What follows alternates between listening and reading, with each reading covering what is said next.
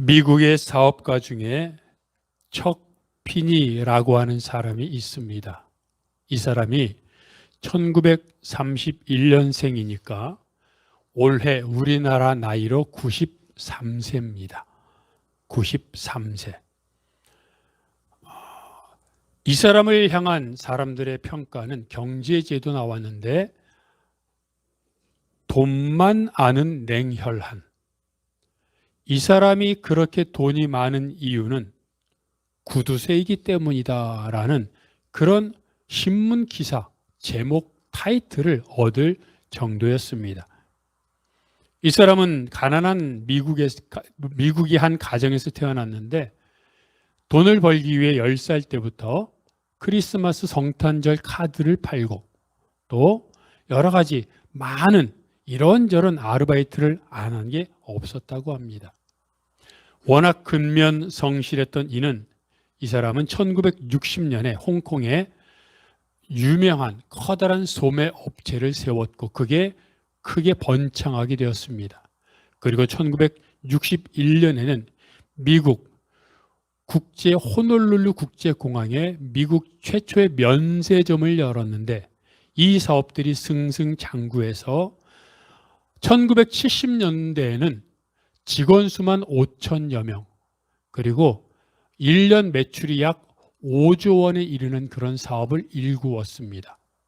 얼마나 구두쇠였는지, 얼마나 짠내나는 사람이었는지 회사 일로 또는 여러 일로 변호사를 선임할 때 변호사 수임료를 깎으려고 했고, 사업하는 사람이니까 경제인들 모임에 가지 않습니까? 경제인들 모임에 가면 비용을 계산하지 않으려고 모임보다 일찍 일어나 자리를 뜨기도 했습니다. 그는 항상 직원들에게 이면지를 사용하라고 조언했을 정도였습니다. 그래서 경제지들은 이를 향하여 돈 많고 욕심 많은 구두쇠. 그래서 척피니 그러면 구두쇠, 노랭이 이런 이야기들로 가득했을 것입니다. 그런데 1997년에 이 척피니가 자신의 사업체를 다른 업체에 매각하는 과정에서 법적 분쟁에 시달리게 됐습니다.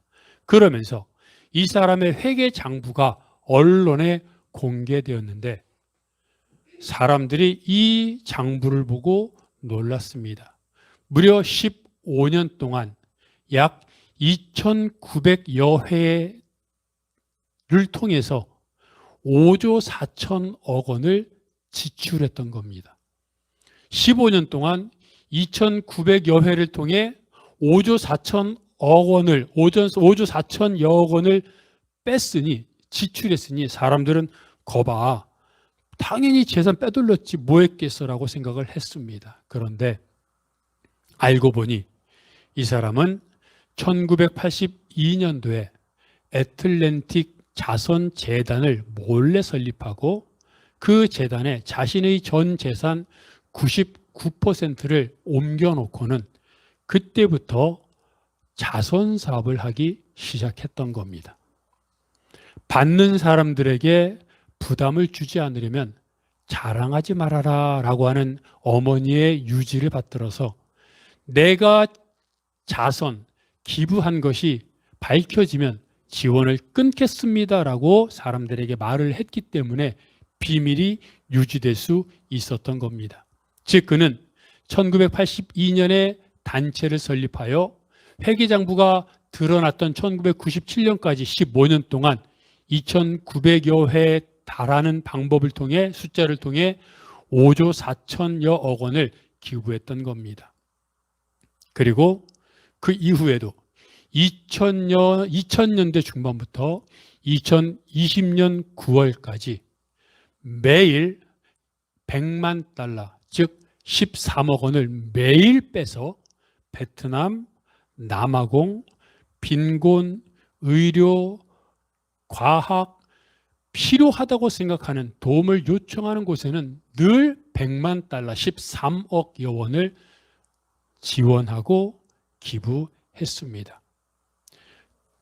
이 척피니는 자신의 손목에 2만 원짜리 플라스틱 시계를 차고 다녔고 자기 이름으로 된 차도 자기 이름으로 된 집도 없었고 항상 버스와 지하철을 타고 다녔습니다.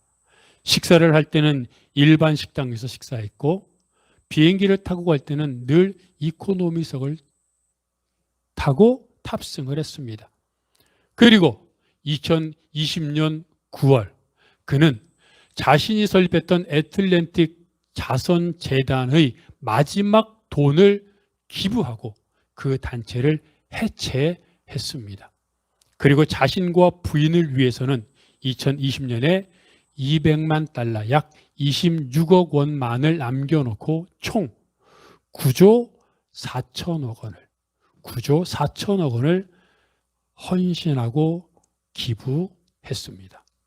그는 2020년 9월에 이렇게 말합니다. 드디어 나는 빈털터리가 됐다. 그런데 이렇게 행복할 수가 없다. 그는 이렇게 말합니다. 내가 생전에 정말 내 전 재산을 기부하는지 지켜봤던 사람들에게 말하고 싶다. 해봐라. 정말 좋다.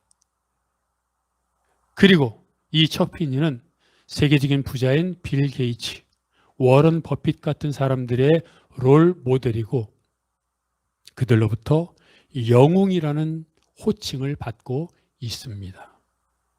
척피니는 이렇게 말합니다.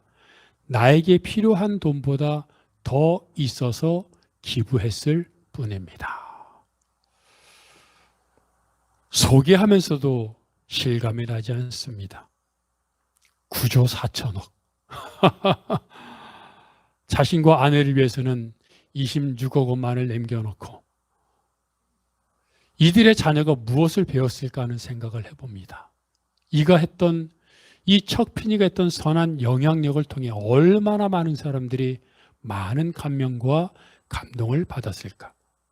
그런데 이런 소개를 하면서도 사실은 이것은 극히 예외적인 일이기에 사람들은 대부분 다른 사람들의 유익을 위해서보다는 나의 이익을 위한 선택을 하면서 살곤 합니다.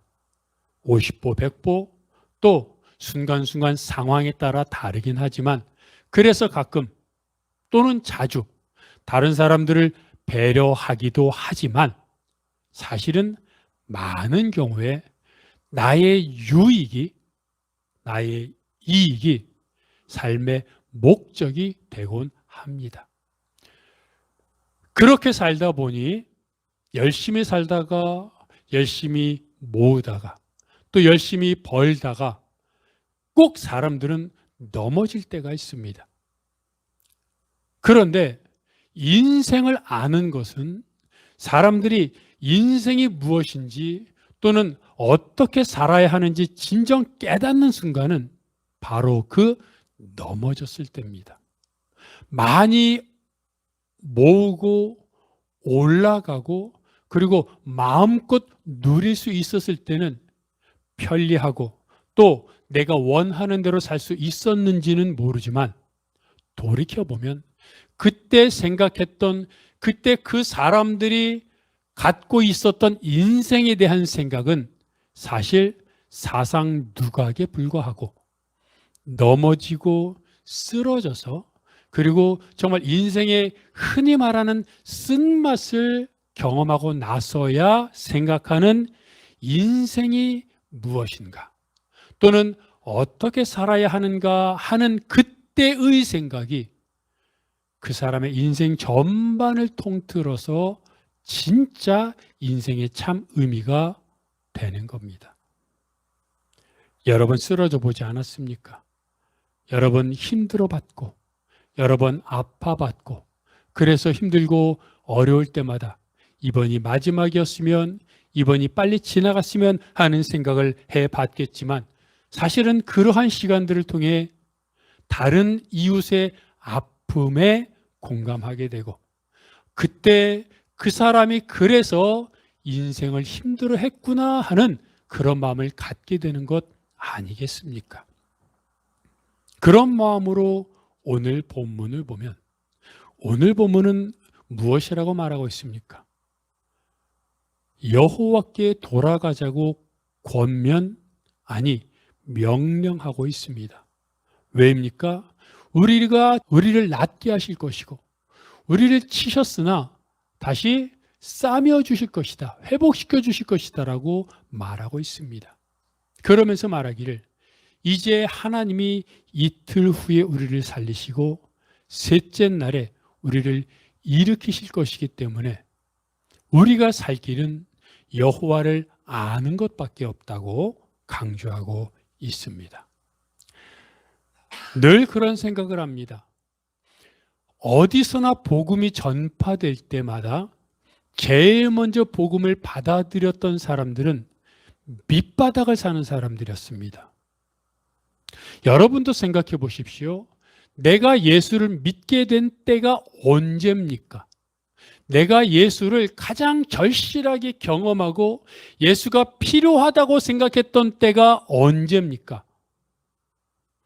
필요한 게 있을 때 갖다 쓰고 원하는 것이 있을 때 하고 가고 싶은 곳 가고 하고 싶은 것 하고 그런 삶을 살 때는 사실 예수가 필요 없습니다.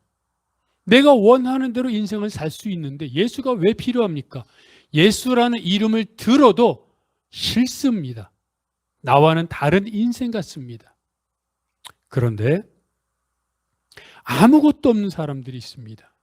이 세상에 낙이 없고 물질이 없고 건강이 없고 정말 사는 것 같지 않은 인생을 사는 사람들이 있습니다. 그들은 예수를 찾을 수밖에 없습니다. 왜냐하면 인생의 반전을 노리기 때문입니다. 예수 같은 하나님 같은 전능자가 없으면 자기는 그냥 이대로 죽을 수밖에 없기 때문에 한 번밖에 없는 한 번뿐인 인생을 조금이라도 의미 있게 제대로 살려면 나는 또는 내가 가진 어떤 그것으로는 아무것도 할 수 없는 것을 이미 알았기에 그래서 전능한 하나님을 찾고 간구하고 절실하게 매달리는 겁니다. 마치 과부가 불의한 재판관을 날마다 찾아가서 자기 원한을 풀어달라고 했던 것처럼 찾아가는 것밖에는 매달리는 것밖에는 자기가 할 능력이 없기 때문에 그래서 사람들은 가장 밑바닥 인생을 사는 사람들이 주를 경험하고 나중에 간증하는 얘기 들어보면 잘 나갔을 때는 하나님을 찾지 않고 떠나지만 죽기 바로 직전에 하나님을 경험하지 않습니까? 누가복음 15장에 나오는 탕자의 비유, 아버지를 떠난 둘째 아들이 아버지 재산을 갖고 다 밖에 나가서 허랑방탕하게 살 때는 아버지를 기억도 하지 않았을 겁니다. 그런 그가 돼지의 쥐엄 열매도 먹지 못하고 죽기 바로 직전에야 아버지를 기억하고 돌아왔던 것처럼 사람들은 인생에서 넘어지고 쓰러지고 이리 채이고 저리 채이는 경험을 해보고 나서야 인생이 내 마음대로 되지 않는다는 것을 깨닫고 그때 비로소 겸손하게 되고 그때서야 다른 사람을 생각하게 되고 그때서야 내 것을 다른 사람을 위해 줄 생각을 하게 되는 믿음을 갖게 되는 겁니다. 그래서 오늘 본문을 보십시오. 우리는 찢어졌습니다. 내팽개쳐짐을 당했습니다. 병 때문일 수 있습니다. 돈이 없어서 무시당했기 때문일 수도 있습니다. 친한 믿었던 사람에게 배신을 당했기 때문일 수도 있습니다. 이유는 어쨌든 이런저런 이유로 피가 나고 상처가 나고 더 이상 인생 믿을 만한 사람 없다. 그런 고민, 찢어지고 내팽개쳐짐을 당한 그런 인생 앞에서 그런 모습에 나를 돌아보고 있을 때 이유는 가지각색 아닙니까? 병들어서, 배신당해서, 돈이 없어서, 또는 이런저런 이유 때문입니다. 홍수가 났기 때문에, 가뭄 때문에 농사가 안 되는 것 아닙니까? 그런데 오늘 본문은 분명히 말합니다. 여호와께서 찢으셨다. 여호와께서 치셨다. 우리들의 눈에 보이는 것은 겉으로 드러나는 현상밖에 없습니다. 그래서 홍수가 나고 가뭄이 나고 태풍이 나고 나를 배신한 저 사람, 그리고 국제적인 경기 하락, 주식의 폭락, 이런 것들만 눈에 보입니다. 그런데 성경은 확실하게 말하기를 하나님이 하셨다.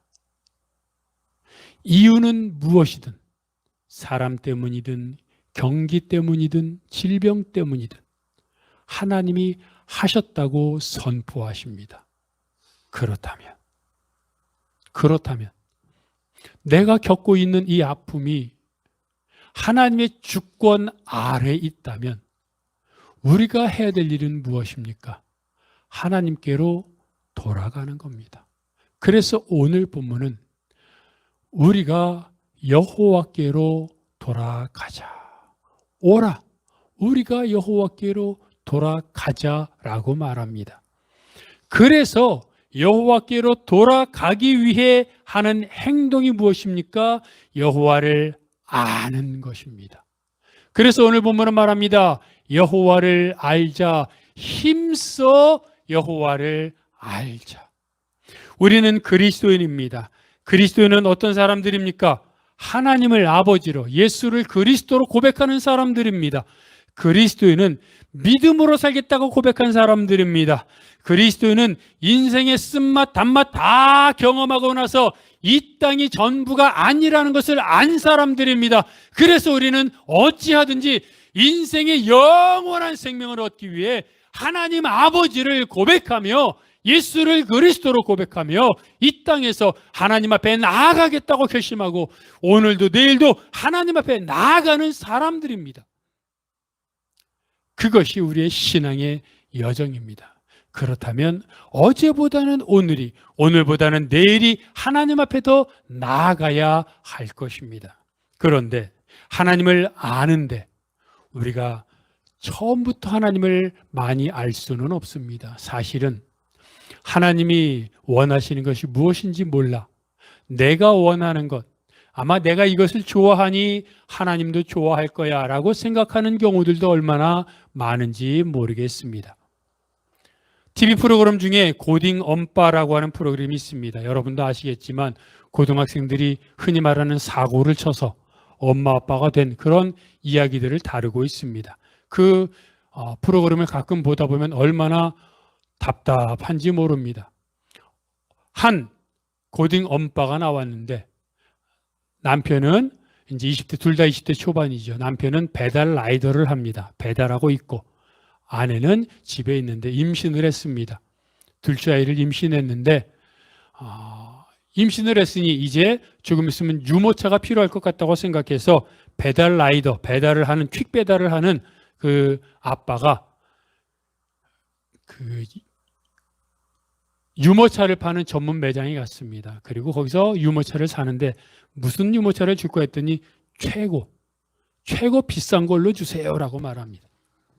그 남자는 최고가 제일 좋은 겁니다. 최고 비싼 게 좋은 겁니다. 그래서 사가지고 당당하게 들어왔습니다. 나중에 가격표를 보니까 270만 원입니다. 유모차가 270만 원짜리, 아니 배달 라이더를 하는, 배달하는 그 집에서 270만 원짜리 유모차를 사왔습니다. 아내가 놀랐습니다. 그리고 막 뭐라 그러면서 당장 바꿔오라고 화를 냈습니다. 결국 바꿨습니다. 또 한 번은 아내가 임신하고 나서 입맛이 없으니까 아내를 위해 고기를 사줘야겠다 생각을 하고 정육점으로 갔습니다. 정육점으로 가니까 정육점에서 묻습니다. 뭘 드릴까요? 비싼 거 주세요. 최고로 비싼 거 주세요. 그랬더니 소고기 2 플러스, 쇠고기 2 플러스 10만 원어치를 샀습니다.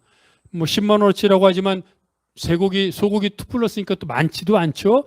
그걸 사가지고 왔습니다. 그것을 갖고 이제 직접 아내가 입맛이 없으니까 그걸 다 구워가지고 이제 먹기 시작합니다. 근데 한두 점을 먹었을까요? 갑자기 벨이 울리기 시작합니다. 배달 라이더니까 배달하라고 벨이 울린 겁니다. 그러니까 한 점, 두 점 먹다 말고 남편이 자, 나 배달하러 가야 돼 하고 일어나서 가버립니다. 아내가 원하는 건 남편이랑 임신도 하고 그랬으니 남편이랑 같이 시간도 좀 보내고 조금이라도 같이 있었으면 좋겠는데 남편은 아내에게 줄 소고기 2+를 사와가지고 구워가지고 먹어. 그리고 이제 일하러 돈 벌어야 되니까 일하러 가버립니다. 그걸 지켜보고 있던 그 참관하던 사람들이 말합니다.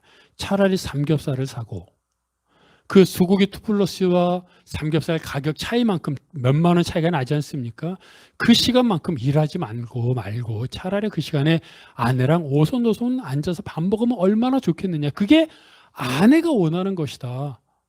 근데 그 남편은 그 마음속에 살아온 과정 속에서 돈이 없어서 고생했기 때문일 수 있겠지만 늘 최고, 비싼 거, 가장 좋은 것만이 최고라고 생각하고 그것을 아내에게 주는 게 아내가 좋아할 거라고 생각을 합니다. 그 다음은 모르겠습니다. 근데 여러분, 우리도 사실은 마찬가지입니다. 하나님이 우리 아버지입니다.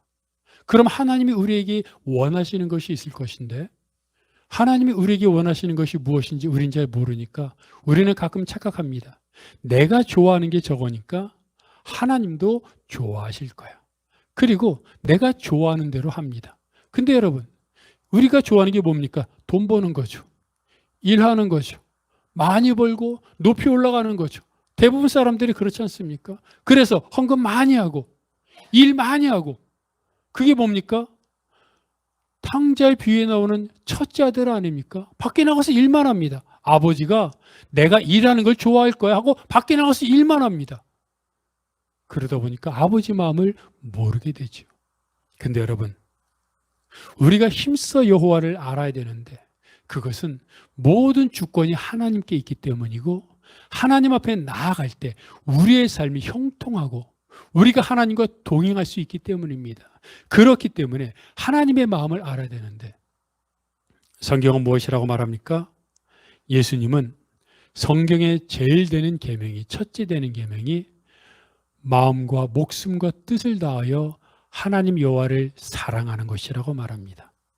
둘째는 너의 이웃을 너의 몸처럼 사랑하는 것이라고 말합니다. 한마디로 무엇입니까? 하나님 사랑, 이웃 사랑. 하나님 마음은 늘 똑같습니다. 하나님을 사랑해라, 이웃을 사랑해라. 그리고 이것을 구체적으로 말하고 있는 것을 우리가 읽어보면 이사야 58장 6절부터 11절까지를 읽어보면 하나님이 기뻐하시는 것이 무엇인지 적나라하게 구체적으로 기록되어 있습니다. 하나님이 정말로 원하시는 것이 무엇일까요? 이사야 58장 6절부터 11절은 이렇게 말합니다. 쉬운 성경입니다. 여러분 한번 읽어볼까요? 시작.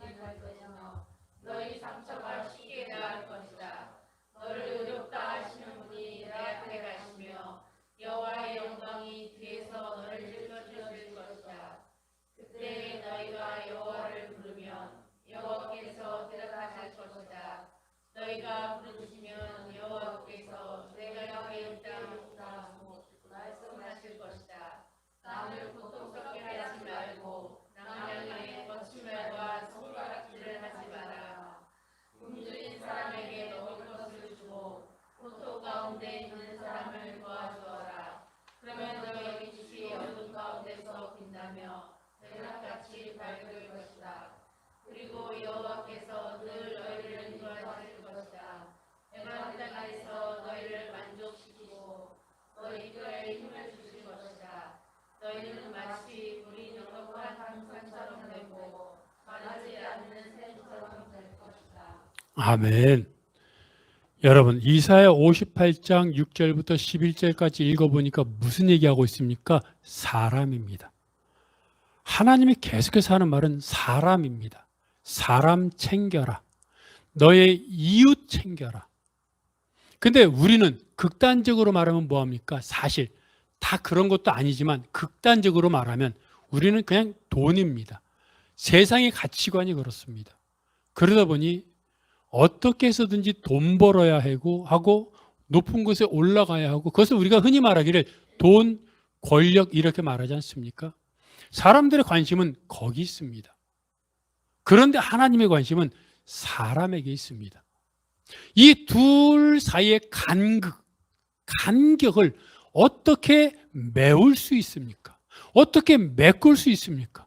하나님은 우리들에게 너 할 수만 있으면 사람 챙겨라, 너 이웃 챙겨라, 손가락질하지 말고 나쁜 말하지 말고 다른 사람에게 주고 다른 사람들에게 섬기고 손해봐라고 말하는데, 사람들은 어떻게 해서든지 다른 사람의 것을 뺏고 움켜쥐고 올라가려고 하는데 어떻게 해야 하나님 말씀대로 살 수 있습니까? 은혜 받아야 됩니다. 하나님의 은혜 받기 전에는 절대로 나 중심의 사상이 바뀌지 않습니다. 사도행전 9장에 다비다라고 하는 여자 제자를 여제자 이야기를 말합니다. 여제자가 다비다가 있었는데 그 여제자를 향해서 성경은 선행과 구제가 심히 많았다고 말합니다. 얼마나 많았든지 심히 아주 많았다는 얘기죠. 그런데 그 여제자 다비다가 병들어 죽었습니다. 팔레스타인은 날씨가 더워서 사람이 죽으면 빨리 장사 지내야 합니다. 아니면 시신이 부패합니다. 그런데 사람들이 다비다가 죽었는데 이 죽은 다비다를 갖고 장사 지내지 않고 다락에 갖다 놓습니다. 그리고 뭐 하냐면 근처에 있던 베드로에게 빨리 오라고 청합니다. 그리고 베드로에게 살려내라고 요구합니다. 아니, 죽은 사람이 살 수 있다고 믿는 것도 대단한 믿음이라고 볼 수 있겠지만 어떻게 죽은 사람을 장사 지내지 않고 베드로를 불러가지고 빨리 살려내라고 그렇게 요구할 수 있습니까? 이유가 무엇입니까? 다비다를 그냥 보낼 수 없다는 겁니다. 왜요? 받은 은혜가 크기 때문입니다. 큰 걸 받은 건 아닙니다. 베드로가 왔을 때 과부들이 다비다가 자기들에게 지어준 속옷과 겉옷을 내어 보입니다. 무슨 말입니까? 다비다가 부자가 아니었어요. 부자였으면 많은 것을 사다 주면 되죠. 근데 부자가 아니다 보니 그냥 하나하나 옷을 만들어, 옷을 지어, 속옷, 겉옷 하나하나 만들어서 필요한 사람들에게 나눠주고 또 나눠줬던 겁니다. 돈이 없으니까, 가난하니까 그렇게 해서라도 섬겼던 겁니다. 다른 사람들은 가난하니 내가 돈 받아야지라고 말할지 모르겠는데 가난했던 다비다는 오히려 가난한 가운데서도 다른 사람을 위해 속옷과 겉옷을 한 땀 한 땀 지어 만들어 과부들에게, 그 시대 과부들은 가난함의 상징이었습니다. 그들에게 하나하나 옷을 줬던 겁니다. 그 사랑에 감동한 사람들이 다비다가 병들어 죽으니까 이대로 보낼 수 없다고 그들이 결심하고 베드로를 청해가지고 다시 살려내라고 아주 요구를 한 겁니다. 근데 정말 살아났습니다. 하나님의 능력입니다. 그런데 아무리 하나님의 능력이 있어도 다비다가 죽었을 때 바로 장사 지냈으면 살아나지 않는 거죠. 사람들이 다비다로부터 받은 구제와 선행이 너무 고마워. 이런 다비다는 그냥 보내면 안 돼. 베드로를 보니까 어쩌면 죽은 사람을 살릴 수도 있을 것 같아 라고 해서 신랄 같은 희망을 갖고 베드로에게 사람을 보내 간절한 마음으로 오게 했던 겁니다. 그 마음을 하나님이 아셨기에 살리신 겁니다. 여러분, 이게 천국입니다.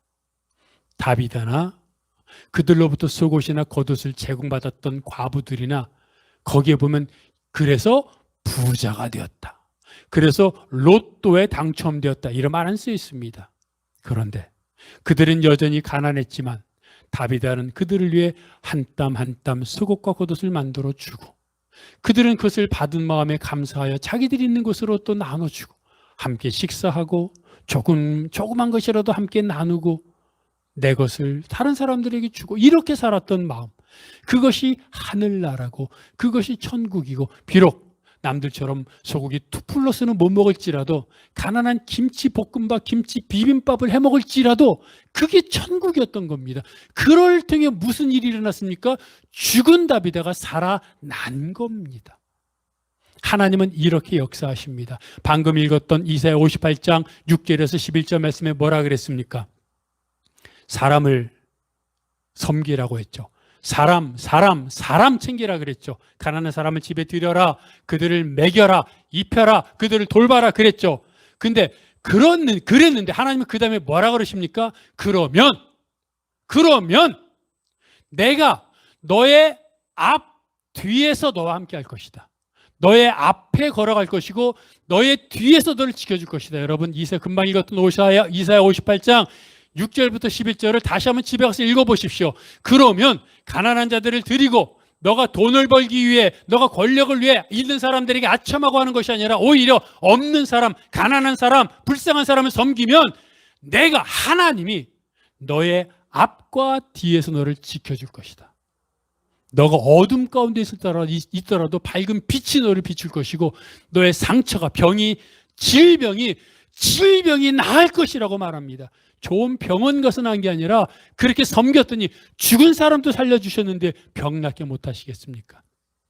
그리고 말합니다.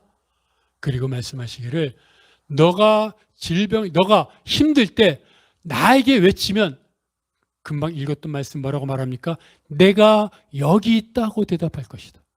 주님, 나 좀 살려주십시오. 하나님이 내가 여기 있다 오셔서 도와주신다는 얘기예요. 뭐 하면? 가난한 자들을 섬기고 도와주고 사람 챙기면.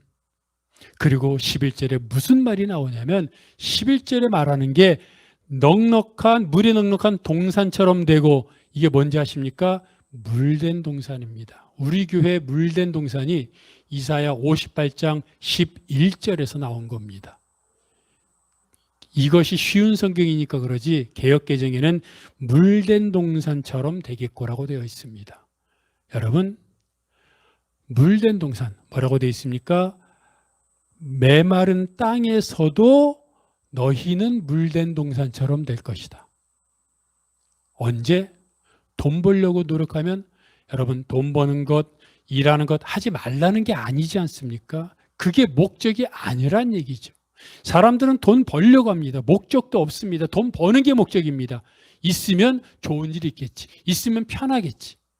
근데 명확하게 하라는 겁니다. 돈 벌어서 뭐 하려고? 돈 벌어서 가난한 사람, 척피니처럼 자신 재산의 99%를 헌신하고 기부했던 척피니처럼 돈 벌어서 가난한 사람, 돈 벌어서 다른 사람 입혀주고 돈 벌어서 다른 사람 챙겨주면 하나님 말씀하시는 겁니다. 그러면 나머지는 내가 챙기겠다. 너가 사람들을 챙기면 나머지는 내가 너를 챙기겠다고 말씀하시는 겁니다. 여러분, 내 인생을 위해 내가 나를 챙기는 것보다 내 인생을 하나님이 챙겨주시는 게 그게 복 아니겠습니까? 그게 예수님이 말하는 하늘 보합니다. 그럴 때, 그렇게 하나님 앞에 나아갈 때 세상과 나는 온데간데 없어지고 하나님 한 분만 내 삶에 나타나는 겁니다. 주 안에 기쁨 누림으로 마음의 풍랑이 잔잔하니 세상과 나는 간 곳 없고 구속한 주만 보이도다. 이것이 너의 간증이요 이것이 나의 찬송일세. 나서는 동안 끊임없이 구주를 찬송하리로다.